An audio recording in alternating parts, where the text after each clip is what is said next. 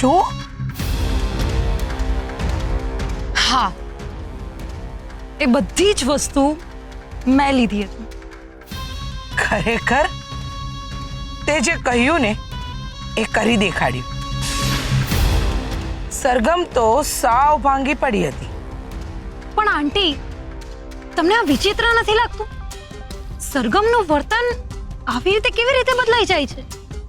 હા, આપણે શું, આપણે તો આપણો બદલો લઈ લીધો ને. હવે ધ્વનિતની વસ્તુ સરગમને ક્યારેય નહીં મળે, કારણ કે એ બધી સળગી ગઈ છે.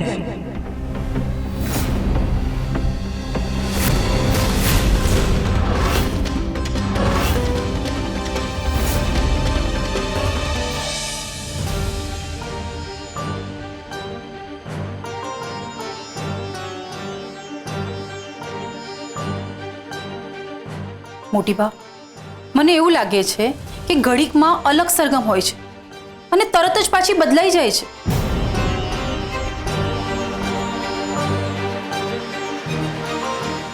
મોટી બા, આ શું લખી રહ્યા છો? હું બધા ઘટનાક્રમ લખી રહી છું. ઘટનાક્રમ?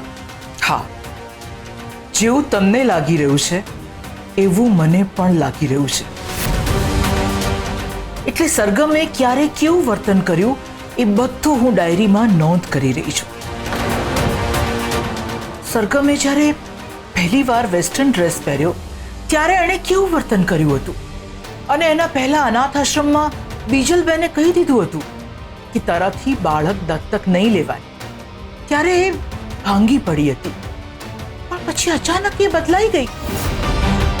એણે વેસ્ટર્ન કપડાં પહેર્યા અને ગાયત્રીબેન સાથે કડક શબ્દોમાં વાત કરી. ગાયત્રીબેને એને જે સંભળાવ્યું હતું એનો સામો જવાબ પણ આપ્યો અને ચેતવણી પણ આપી. મીરાબુ, આ બધી વાતો જોતા મને લાગે છે કે આ એક સરગમ નથી. એક સરગમ નથી એટલે? એટલે એમ કે એની અંદર ક્યાંક એક બીજી સરગમ સંતાયેલી છે અને એ બહાર આવે છે. પણ એ બહાર ત્યારે જ આવે છે જ્યારે એને કોઈ મોટો આઘાત પહોંચે કે એને કોઈ દુઃખ પહોંચે. આવું શક્ય છે? હા, તમે યાદ કરો, એ સૂઈ ગઈ અને બીજા દિવસે જ્યારે જાગી ત્યારે જે નવી સરગમ આવી હતી એ ગાયબ થઈ ગઈ અને પાછી જૂની સરગમ આવી ગઈ, જેને સંસ્કાર આડા આવ્યા. એનામાં અપરાધ ભાવ આવ્યો અને એ ગાયત્રીબેનની માફી માંગવા જતી રહી. એ તો ગાયત્રીબેનના પગમાં પડવા પણ તૈયાર થઈ ગઈ હતી.